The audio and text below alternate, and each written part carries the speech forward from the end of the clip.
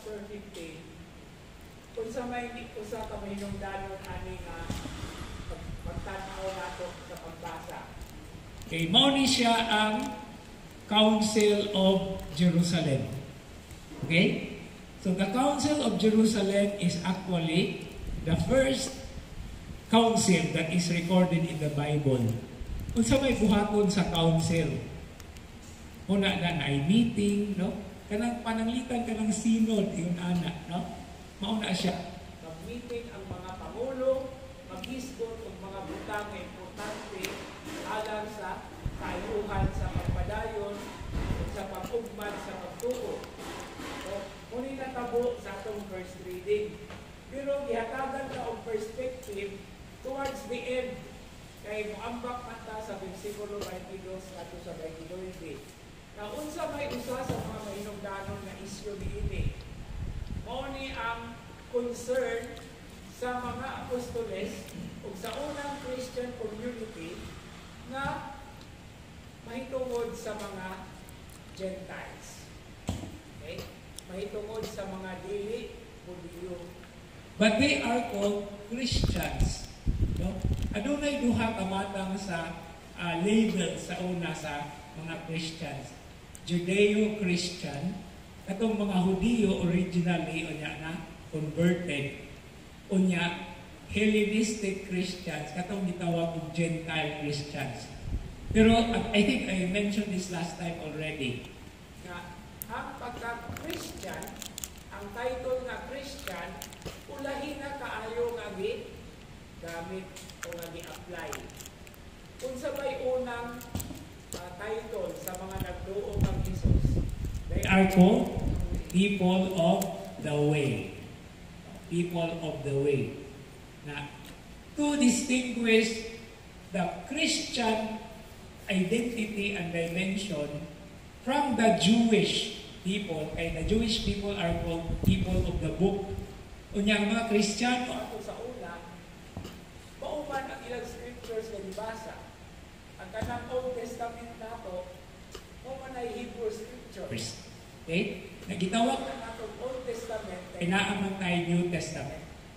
So muna basihanan na ang diferensya gihimo na ang it was in Antioch, no? Dito sa Antioquia, gihimo sila gitawag sila nga Christians, no, to distinguish themselves from the Jewish people. So muna ni karon ang concern. Daghang mga Gentile Christians or Hellenistic Christians na na-appeal sa katilingban tungod sa misyon ni Pablo o ni Barnabas. So they have to accommodate them. But there are certain issues that the so-called Jewish Christians na kinahanglan kanang ma-appeal sa grupo, tumano nila ang isugo ni Moises. For example, circumcision. Okay? So si Pablo gani, si Timoteo iyang gani di-circumcise kay para to give respect to the Judeo-Christians who are around. But it came to a point na niabot na gyud na kinahanglan nga mangita o tan-awon gyud o i-concern nila. So mo ni atong basahon. Okay. Chapter 15 verses 1 to 2. Some who had come down from Judea were instructing the brothers, unless you are circumcised according to the Mosaic practice, you cannot be saved. But because there arose no little dissension, meaning to say, no little dissension, na panaglalis, and debate by Paul and Barnabas with them, it was decided that Paul, Barnabas, and some of the others should go out to Jerusalem to the apostles and presbyters about this question. Okay. Now actually, dili di siya unang problema.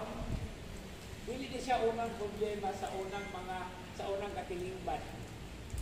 Earlier in chapter 5 or 7, diha sila problema tungod kay the distribution of the food.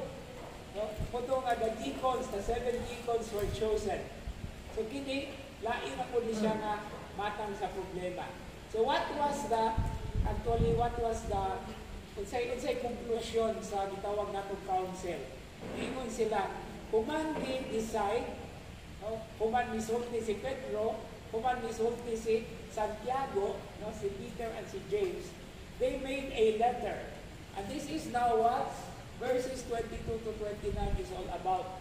This is now the letter of the apostles addressed to the Gentiles. Okay. Then the apostles and presbyters, in agreement with the whole church, decided to choose representatives to send them to Antioch with Paul and Barnabas. So in other words, gikan sa Jerusalem, no, ang fulcrum na dito sa Antioch. No, that's why there was a joke during my time sa magtuon ako na ang mga unang Kristiyanos, Antiochians. No? Niingon na itong usa sa akong mga classmate. Kaya pala, tayong nag-aaral dito ay mga Antiochian. Kaya magsigaling po ka o mag-lecture. So, Antiochian. So, Antiochian. Anyway, joke na na. Okay. So, the ones chosen were Judas, who was called Barsabas. Okay? And Silas or Silas, leaders among the brothers. Now, Silas would later on be a good companion of Paul together with Luke. Si Barnabas later on of si Paul magbulang later on. So actually, nag-corner sila, naana sila itawag o